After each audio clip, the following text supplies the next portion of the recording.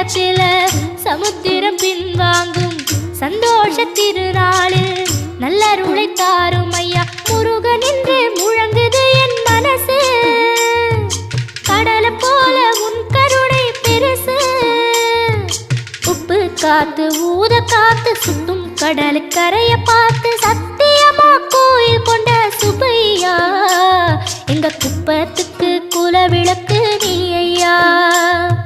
திருச்செந்தூர் ஆண்டவனே வேல் முருகா தினம் உனக்கு நன்றி சொல்வோம் மால் மருகா. திருவடியில் தவம் இருப்போம் திருமுருகா. தீர்ப்பெழுது நலமெனவே வடிவ